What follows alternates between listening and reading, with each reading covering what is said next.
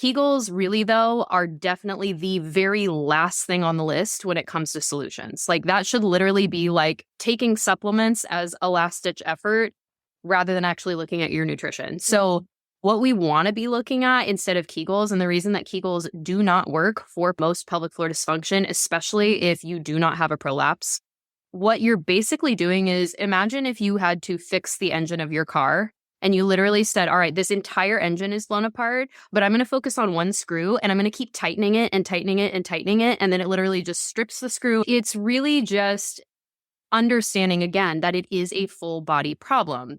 Do you want to wake up feeling like you're stepping into who you're meant to be, into the best possible version of you? What if I told you that the key to your best life, health, and happiness are all around you? You just have to find what works for you. I'm hopeful Johnson, and I believe that there isn't just one way to live a healthy and meaningful life, and that all you need is a little inspiration to make changes that last from the inside out. Each week, I'll be sharing tangible tips and inspirational interviews to help you on your journey. These are the steps to take to improve your life and live with purpose. This is Hopeful and Wholesome.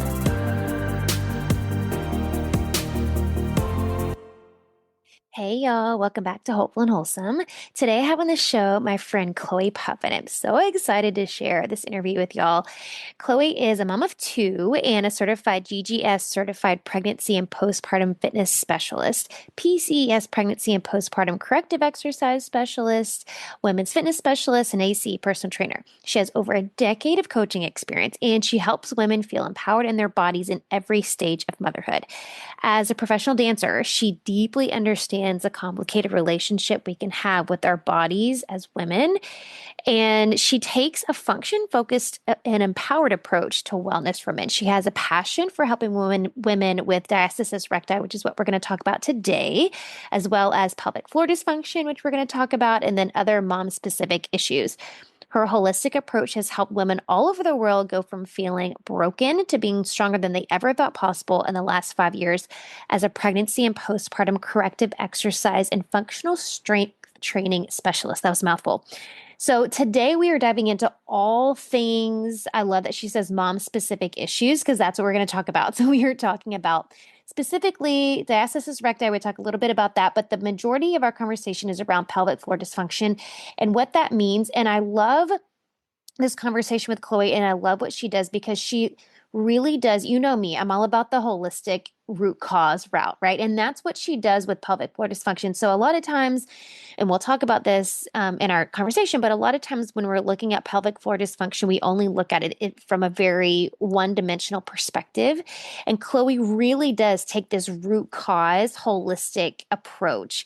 And it's so much more than just looking at your pelvic floor and like peeing when you jump. Like that's what I love about this conversation, because she's looking at things from so many perspectives. So this is such a great conversation and just in such a different conversation than what most people, women, are having about pelvic floor dysfunction. So I really think you're going to learn a lot here. Share this with the woman in your life who you think needs it, and let's jump in. All right, y'all. I'm here with Chloe. I'm so excited to have you on today. Chloe, thanks for joining me. I'm super excited. I am just beaming with joy that I get to talk about the pelvic floor in another space. Yes, me too. Me too. So Chloe and I connected in a mastermind we were in together, and I just love her energy. And I love, like I said in the intro, she's pelvic floor, all things pelvic floor specialist, but I love all the nuances that you tie into pelvic floor. So it's not just about pelvic floor, but there's so many other pieces. And that's what I wanted to chat with you today about, is like all these other little pieces that you put together with, which I just feel like is just really unique. So let me ask you this first. I just want to start with like the basic umbrella question, like big question, and just giving the listeners just like a brief like description. What is pelvic floor dysfunction? What does that mean? So it's really any sort of symptom that isn't normal within supposed to be doing. It's kind of like saying like IBS as an umbrella term for like stomach issues, Right. But pelvic floor dysfunction can show up in a number of ways. It can show up outside of the pelvic floor even. So when you think pelvic floor dysfunction, usually that typically looks like things like incontinence, whether that's urinary, like number one or number two, struggling with urgency, like a burning sensation, like a UTI, pain, pressure. That can also, it involves as well, like abdominal separation. So if you've ever been diagnosed with a diastasis recti, the separation of the abdominal walls, which is really common in pregnancy, that's another one. It can also look like hip pain and impingement, like pinchy, clicky hips. It can look like a tampon falling out feeling. It can be prolapse. I mean, it's so many different things. And part of a lot of the content that I speak to is like, hey, by the way, this is probably pelvic floor dysfunction Hmm. because so many things can come up. Also, let's just talk about like how if you have a really, really tight jaw and shoulders where you store your stress, that can also be Hmm. indicative of pelvic floor tension, not necessarily dysfunction, but Hmm. pelvic floor tension as well. Hmm. So really, like going back to the very first thing that you said, a pelvic floor problem is rarely a pelvic floor solution. It is a full body problem with a full body solution Hmm. and Yeah, holistic. So right. let's just That's throw that that's in what I there was about too. to say. Yeah, that's what I was about to say. 'Cause I think it's like anything else where it's like I love that you brought. I thought IBS. That's such a good that correlates really well to this. It's like Yeah, IBS is such like a BS, in my opinion. It's like a BS right, diagnosis. And so right. I think not that pelvic floor dysfunction is BS, but it like encompasses a lot of things. And so you Yeah, can't just do it with one, which is why, which I would love to hear your take on this, which is why, you know, you hear about Kegels, this and that Kegels. And women are like, I'm doing Kegels all day, every day, and nothing is helping. So why are yeah. Kegels not working for them? Well, that's Kegels are causing more of the problem. So the way Mm, that well, let me back up.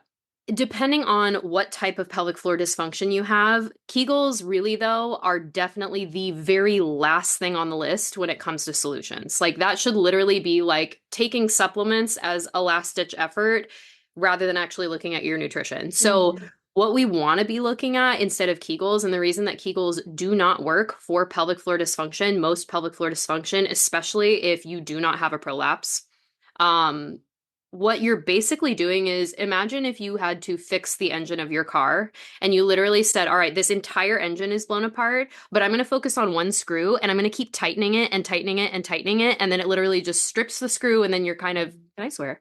No, yes, I you swear a can lot. swear. And You then can you're just kind swear. of fucked. So it's really just understanding again that it is a full body problem. The reason that your pelvic floor is probably dealing with issues anyway, whether or not that came from a trauma like birth, for example, or pregnancy, or for any other reason, because athletes who have never been pregnant in their lives can also, you know, there's a variety of people who can have pelvic floor issues, also related to trauma, by the way. Mm, Um, when we just focus on one little teeny tiny piece of the puzzle and we don't also add in things like your ability to coordinate that pelvic floor activation with other movements so mhm, that you can counteract the internal pressure generated. So, for example, bladder leaks, if you are just doing Kegels, it's like trying to expect like a band-aid to plug like a big leak in your plumbing. Like mhm, it's just not enough. So the idea is that we need to actually look at all the pipes, all of the supporting mhm, structures. So the things that I would recommend instead, and what I call my strong method, is to look at strength training. Strength training is the S in strong method. And that really just looks at supporting your pelvic floor, specifically that musculature where your underwear would cover, and also looking at things like your hip strength and length and mobility, your glute strength, length, and mobility, the coordination of your pelvic floor with pressure management. So that means we also need to be looking at the core. Your core, by the way, is not just one set of muscles, it is a mhm, vast network. Of musculature that connects, and that also includes your spine. So, for example, if you've got low back pain, which is another indicator of pelvic floor dysfunction, we want to actually look at the pelvic floor as a way to support the back because the pelvic floor holds your tailbone. I mean, mhm. there's a million ways that we can come at this, but just in that explanation alone, like the pelvic floor, like you're asking way too much of her to be doing just Right. Kegels and expecting it to fix an issue that requires looking at the whole body. And when Yeah. I work with clients, I look like literally like first thing we do is do a movement screen, a movement analysis. I'm looking at everything from the way that you are loading your foot in a movement to the way that your head posture is, because literally from like ponytail to tailbone, from head to heel, like everything interconnects. And so it's actually the quality of your movement, those movement patterns, and the coordination of that pelvic floor contraction with your breath that is ultimately going to help you heal versus let's just make this one muscle really, really, really, Mm. really, really strong Hmm. when in fact you're just making it tight. And a tight Right. muscle is actually a weak muscle because she Mm. can never relax. And imagine if your bicep was just like Right. forever and ever and ever. Right. Like you would not get any stronger. That would Yep. actually get tired and weak, which is why you're still peeing your pants. So that's the long explanation, but I Yes. hope that that will move people away from Kegels unless Yeah. I'll say this with a caveat. Yes. Unless your pelvic floor PT said to do them, but I find in my line of work that there are a lot of shitty PTs out there, Mm. unfortunately, who are still taking the isolated Kegel only Right. stay on the table approach, which is Right. why women come to me. So Yeah. Right. Right. vet your Exactly. people. Yeah. Yeah. Yeah. Well, and I love that I've been teaching Pilates for 20 years now. And so I love hearing people like, your core is not just your abs. Like, come on, people. Like, let's stop isolating like one part of your body and say, like, oh, yeah, I'm doing core work. Like, that's Yeah. not core work. But I want to ask you specifically, stop talking about strength training. Yeah. Um, because I know I've heard women, and like I have conversations about pep workshop all the time since I've taught Pilates for a long time, and I know there are some women who shy away because they find like I'm doing strength training, but I'm peeing my pants while I'm doing strength training. Like obviously they're Yeah. like recognizing there's. So are there things like specific things women should be focusing on while they're strength training? Like, can you give us kind of the rundown on like best practices when like Yeah. using this as a pelvic floor way to, rebuild pelvic floor health? Yeah. So especially if you are already strength training. So just for context, the women that I work with are doing the fucking most. Like they Hmm. are doing hit all the time. They're like on their Peloton every day. And when they're lifting, they're trying to lift as heavy as possible. Right. Like, or not even that. It's just like, let me do as much as I can because feeling productive feels really good. Yes. Yes. And I'd love to have a conversation about how that's actually making your pelvic floor worse by being super overproductive and Please tying do. that in because your pelvic floor is connected to your nervous system. But going back, what I usually do with clients, and this is the process that I walk them through, especially if you already know how to lift, and even if you don't, I treat everybody as a beginner because when you are coming through the lens of pelvic floor dysfunction, you need to learn how to like improve your movement mechanics through the lens of how do I support my pelvic floor. So the first 2 weeks that I work with anybody, I don't care if you are a lifelong athlete, all we are working on is looking at your movement mechanics and your breathing. Mm. If you do not breathe properly, meaning I'm looking for full rib cage mobility, I'm looking for the coordination of on that inhale, do I see the lengthening happening? Where is the breath going?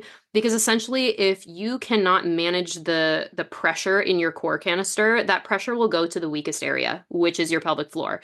And that pressure increases when you increase external load. So if you are trying to squat your body weight, all of those videos like women peeing their pants when they're powerlifting, that's a kind of a different Yeah. conversation. Yeah. There's Yeah. some Yeah. nuance to that as Yeah. well, because your pelvic floor can only hold so much. So if you're Right. like legitimately Mhm. lifting like multiple times your body weight, that's a Yeah. different situation. Yeah. But if you're just lifting like a 20-pound dumbbell and you're feeling that pressure in your pelvic floor, you can't do a squat without feeling leaks. I would actually go back and first retrain your movement mechanics as heavily as I would be training anybody in like a quote standard type of workout. So in that, the things that I would actually be looking at is the nuance behind the way that you move. Mm. So in addition to like fixing those movement patterns, looking for example, the squat and the hinge are the ones that people fuck up the most, even though they are the most common and everybody thinks they're doing them right. And girl, I promise you, there is still some room for improvement because a lot of the times, like again, if our hips and our quads and our glutes cannot support the pelvic floor, in improving those movement mechanics, it doesn't matter how light, how heavy, how fast, how slow you lift, you will still end up with issues. So Mhm. after we've graduated from just the breathing component, the next is to start learning how to coordinate that breath with the movement. So we're learning when to breathe in the squat, um, how hard, quote, to activate, because truth is your pelvic floor and your core are anticipatory muscles. So you don't actually have to try to activate them. They will respond in accordance to your movement, which is beautiful. Hmm. But because we don't ever slow down and we Right. never get intentional, Right. our pelvic floor and our core will fire at inappropriate times Yep. or they will respond inappropriately, which causes those symptoms. So Yep. my goal is first, let's learn how to breathe right. Then let's take Yes. that breath and let's coordinate it with the movement to teach your body how to retrain that response. And then we're going to start loading the movement. So I don't even get weights in people's hands until between weeks 3 and 6, depending on like symptoms, severity, how quickly they're learning, that sort of thing. And I think that is painstaking for people who tie their worth into productivity and lifting heavy and sweating Mhm. harder and closing the rings on their Apple Watch. But it's ultimately what allows my clients to literally feel improvements within 1 to 2 weeks. Like, no Yeah. shit, like Yeah. leaking Yeah. less just Yeah. because of breathing. I believe it. Um, so my suggestion, like, long story short, slow down, slow Mm-hmm. down, practice Mm-hmm. breathing. And in fact, the best thing, especially if you're lifting heavy, you have a high volume of training, the best advice I can give you is actually doing less strength work and more length work. So, meaning we're Mm. actually practicing instead of contracting the pelvic floor, how to release the pelvic floor. And we do that by lengthening the glutes. We do that by learning how to breathe properly and actually breathe into the pelvic floor to create that Mhm. mobility. So, lots of nuance there, but like, long story short is just to slow down. Yeah. No, Slow down, lift that's good light, treat advice. yourself like a beginner. Yeah. Yeah, yeah, no, that's good advice. Well, and I love the breathing part because whenever I'm leading teacher trainings, we have that conversation all the time. People legit don't know how to breathe. Like, and I feel like that is has to be a huge component of why so many women struggle with pelvic floor health is just and it's probably to your point. I'm sure a lot of it has to do with the fact that we don't, especially as women, like we don't slow down. But like Yeah. just people in general, humans in general, like really don't know how to breathe. So I Yeah. think that's such good advice, the slow down part and like just learn how to breathe again. And yeah, I think I'd that's love to dive into that too, because there's let's some. hear it. So one of the things that I find really interesting, because especially like the line of work that I do essentially is strength training plus somatics. So Hmm. I'm like really the only person that I know that's dealing with pelvic floor in a way that's like, let's lift heavy weights, but let's also focus on like softening our souls. And like we're gonna do boss girl shit, but also we're gonna be like really in our feminine and be able to like sit and breathe, right? Hmm. What's interesting is when we are constantly living in this mode of doing, and whether that is literally situational, because unfortunately for women, over like 80% of marriages are incredibly unbalanced. Women have to take on most of the emotional load in their home, like all of these other factors. With that, what happens is women are living in this chronic state of fight or flight, which is why we're snapping at our kids, which is why we're dealing with pelvic floor tension, pain Hmm. during sex, all of these things. Because when you are stressed, I mean, you can feel it in your body, right? You tense up. The same thing happens, like we feel it in our shoulders, we feel it in our jaw. That's happening everywhere. Your Hmm. nervous system is essentially trying to protect you from this perceived threat, which is your to-do list, your emotional load, your responsibilities, the constant not being able to slow down. You are literally on high alert as a chemical response to help you survive.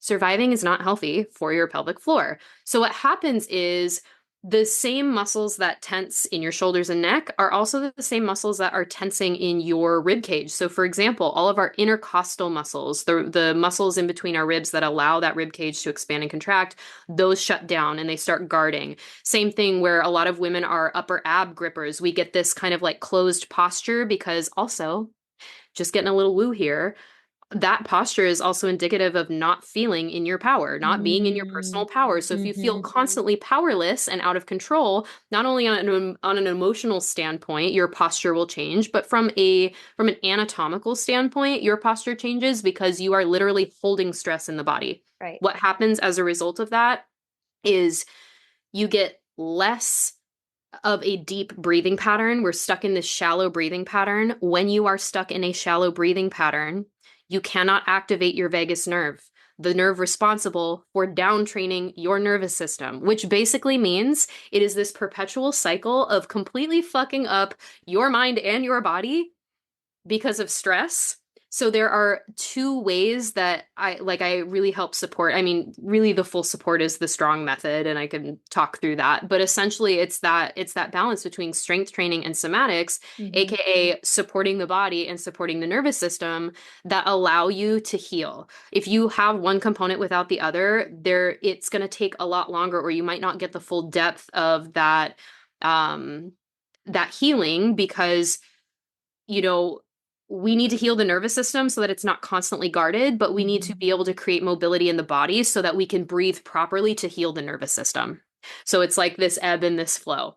So that's essentially what I prescribe a lot of like meditation and breathing and like try Mhm. this somatic thing, try a walk, try this tool in addition to like as heavy as we train, that is as heavily as you're resting, because that's Mhm. ultimately going to be the balance that we create that's going Yeah. to help you heal. Yeah.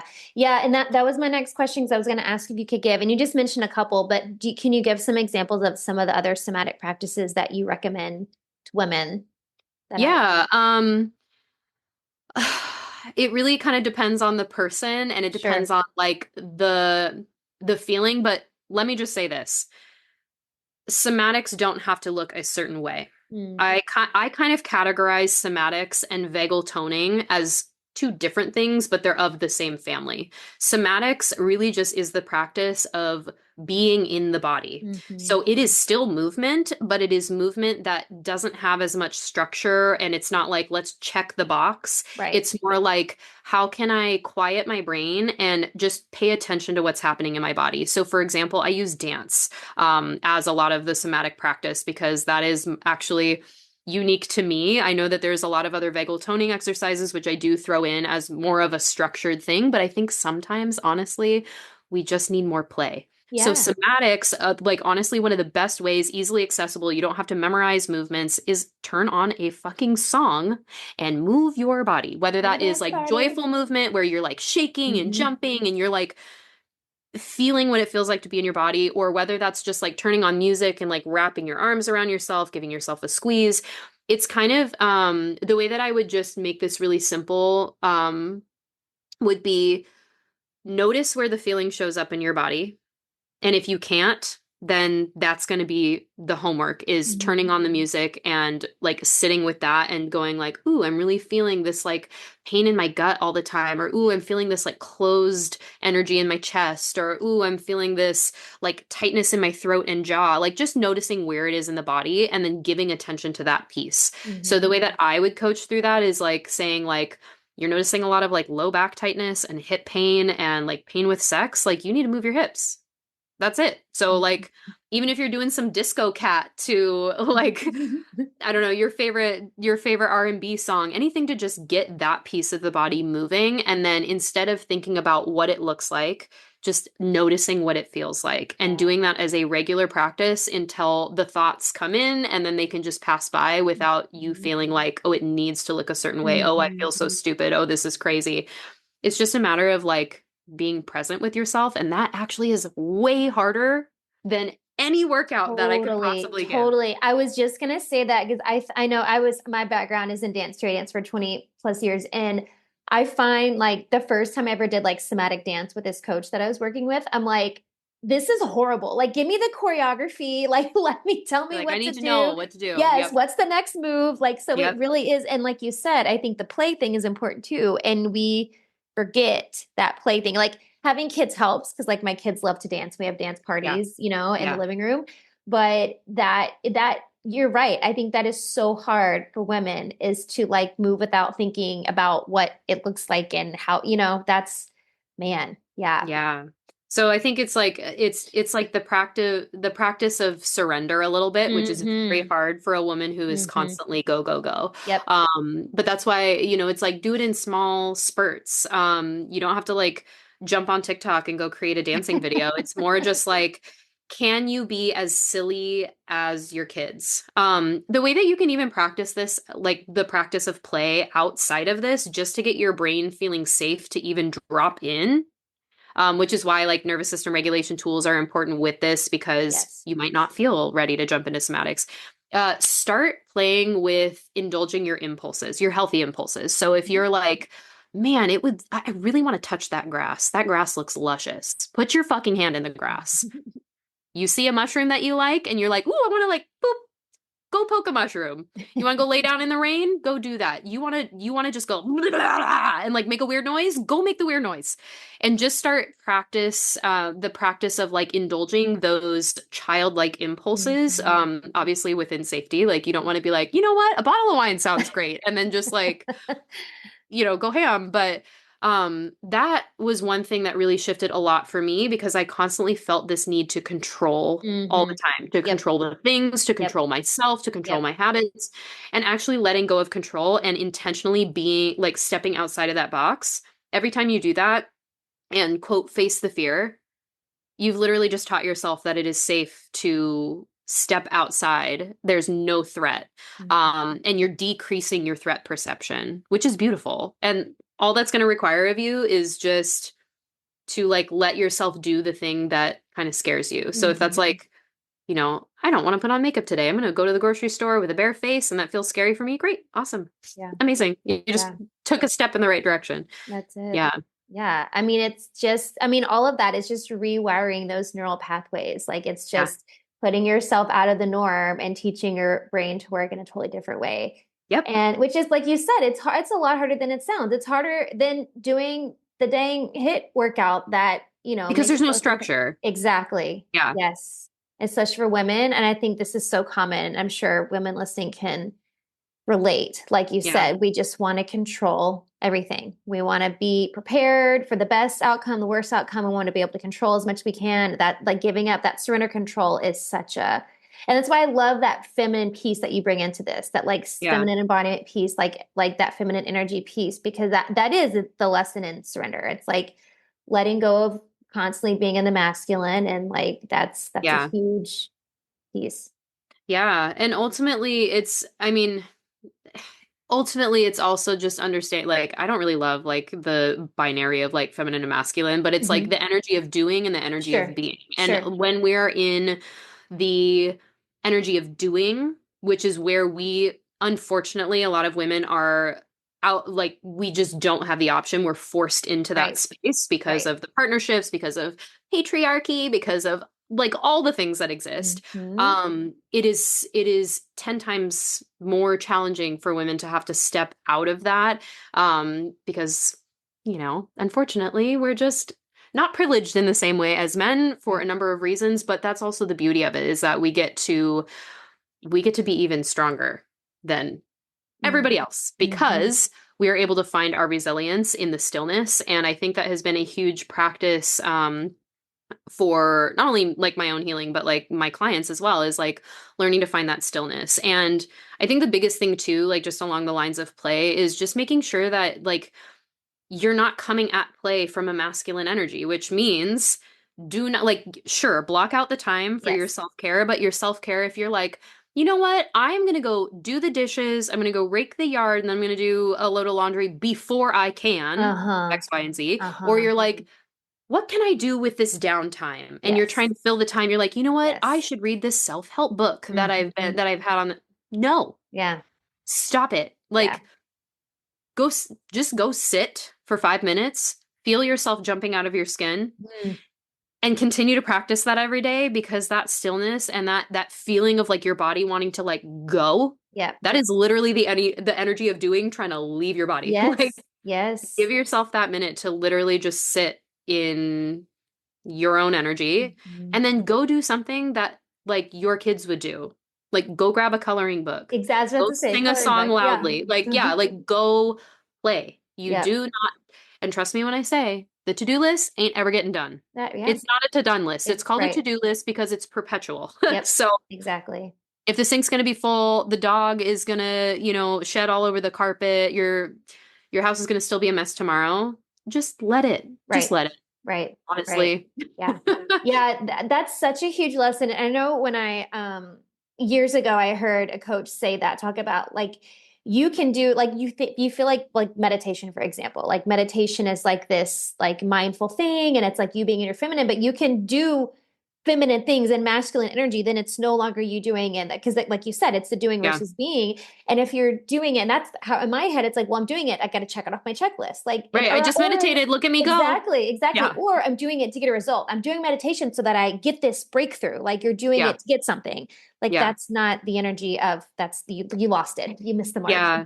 My friend Jess Amendola, she's a beautiful trauma healer. She says be the rose, which I Mm, think is so great because it's the art of allowing things to come to you. And I think that's really difficult because we are constantly seeking that like dopamine reward system Yep. of feeling productive because there's nothing else grounding us except our to-do list. Mhm. Yet we feel so ungrounded. We think that controlling and like being able to do that is going to help us feel more accomplished, which if we feel accomplished, then we've got the thing that we want, which is going to help us feel better, when in reality, we're going to feel better when we choose to feel better, and then we get the things that we Yep. want. And then we have to choose the feeling that we want to feel if we want to see it. Mhm. But it's just so crazy how this is all like so deeply tied into the body and like how your body will hold that. So, I mean, I work with people with chronic back pain, hip pain, like pain and dysfunction of all sorts, pelvic floor issues, so much of that. Like people who are like, no, I've literally tried all the things and my back just Mhm. hurts. It's a part of Mhm. my identity. Right. I'm like, well, yeah, that's because you literally like the moment your eyes open in the morning and your feet haven't even hit the floor and you're like, okay, I gotta wake up, I gotta do my workout, I gotta blah, blah, blah, blah. Yep. Like Yep. Mhm. slow down. Mhm. And it's different than like booking a vacation too. Like if you have to take a vacation from your life, then, Yeah. We got issues. Yeah. you know, Yep. Yep. then you're probably Yep. going to be peeing your pants for a really long Yeah. time. Yeah, Yeah. True story. unfortunately. Yeah. What would you say for women getting started with this, like this part of their healing journey? Like, what would be the first or most important, like first three things they should do to get started? Mm. Well, I'm going to take should out because should, I I like feel like it. when we should ourselves, we'll just Hmm. use that as point number one. When we Hmm. start shoulding ourselves, we lose out on possibility. Hmm. And we're also forcing more of that's essentially just putting more stuff on your to-do list. So Yeah. instead of Yeah. should, just staying open to the types of things that feel the most in alignment with you. And you might not find out what's most in alignment until you have a little bit of that structure, which is like why I use the strong method, because I'm able to Hmm. be like, here's the fence. You get to run around in there and you get to choose the tools that you want. So Hmm. one, take away should. Let it be a possibility. Let it be a could rather than a should. Um, because you could do the dishes or you could sit your ass down and relax. Hmm. Both are beautiful. Yeah. Second is breath work, not just for nervous system regulation, not just for that calming of the mind and grounding and being present, but also the dual purpose in that is also using breath as a mobility tool and a coordination tool and a tool of strength for your body. So breath work, as boring and unsexy as that Hmm. sounds, that is what is going to help you have better orgasms. That is what is going to help you be more plugged into your life. That is what's going to help you erase your back pain. It's what's going to keep you grounded on so many levels. So practicing, like you already breathe like 22,000 breaths a day. Like I want at least 2 minutes of those breaths to be intentional and to serve the purpose of healing your body, your soul, and your pelvic floor. Hmm. And last really is going back to slow down. Like if you're doing 6 or 7 exercise sessions a week, I dare you to try 2 strength sessions that are like 30 minutes to an hour, not hit like literally functional strength, mimicking the basic, like I'm telling you, like let it be boring, mimicking these basic ass movement patterns that allow you to show up in your life: squat, hinge, lunge, push and pull, like just getting really basic patterns and doing that 2 times a week. The rest is kind of up to you. Like what kind of movement lights you up inside. Now, if you're training for a marathon or you have a different type of goal in mind, like your training will change, but for the most part, it's like lift 2 to 3 times a week. Pick some joyful movement that's going to help with your heart health or your nervous system, being able to like sprinkle those things in, but it really doesn't have to be that complicated. If you Hmm. have the foundation of just like, I'm strengthening my body, and then the rest I just get to fill in the way that I want. Hmm. Imagine that. Yeah. And don't just fill the time because you have it. Yep. I dare you to be bored. Yep. So those are the 3 things that I would say is I love it. quit shooting yourself, work on your breath work, and do way less. Literally just do enough. Mm-hmm. Imagine that. Imagine Hmm. having to only do what you need I and love nothing it. more. And nothing more. I love it. It's so Yes. good. All right, this is so good and so helpful. I mean, this is a conversation we're not having enough, like telling women, like, just do less. Like this is really important stuff. So I love this. Yeah. I have one more question I want to ask you as we wrap up. But before Yeah. I ask you that question, can you let everybody know where they can find out more about you, your programs, working with you, all the ways that you can help them? Yeah. So I've been practicing doing way less, which means I am only on Instagram now. I've Love it. deleted TikTok, I deleted my website, like Love everything. it. So find me on Instagram at Chloe Puff Training. And you can just DM me on there. I'm not a robot. So anytime you want to message me and ask me a little bit about what's coming up or link in my bio is always an option. So Chloe Puff Perfect. Training on Instagram is the So place to easy. find me. Yeah. It's so simple, so easy. Who needs all Yeah. the other bells and whistles? I love it. Nope. None of it. Okay. The last question I want to ask you is that I'd like to ask everyone. What do you think is the most important thing you can do to live with purpose? Hmm. Mm-hmm. I think in reflecting what that looks like in my own life is, um, how would I phrase this? Just understanding that like you are the magic. Like you literally have all the answers, all the tools, everything that you need accessible right at your fingertips. And I think it's really, it just comes back to like, if we understand that we are the magic, then all of the other ways to actually get there, to like shine our light, to be able to like show up fully expressed, to like be the change we want to see in the world. It's just important to remember how truly fucking powerful you are. And every time that we remember that, we start acting in alignment with the most powerful version of ourselves. And I'll leave it at this where I don't like the term best self because I think that gives connotation of again, more work, more Mm, should. mm, I like favorite self or highest self is good, but also I still don't like that because it's like hmm. here we are because your Right. favorite self might not be doing the millionaire morning or, working out X amount of times or have X, Y, and Z accomplishments. Your favorite self might be like living on a homestead, like doing a whole lot of nothing. Like Mhm. so when you understand that you are the magic, when you start showing up as your favorite self and treating yourself like your favorite self before you've even seen her come to fruition, that is how you end up like really living with purpose, being Yeah. able to fully live in alignment of what that is. And it doesn't matter if your purpose is to support your family and you're not working in any sort of capacity outside of like your role as a mom, but either that or like you have a whole empire that you're running. It's like it's so important to understand that we can be more intentional and more plugged in and more grounded in our experiences and be very present and enjoy every single step when we realize and recognize that we are the magic and Mhm. that we are so incredibly powerful. And when we erase all of that external shit and we really just focus on like the internal, that's when we start healing. That's when we start being able to live in our purpose and feel like fully ourselves. Mhm. Yeah, I Hmm. love that. That was such an amazing answer. Thank you for that. Well, That thanks. was so insightful. Thank you.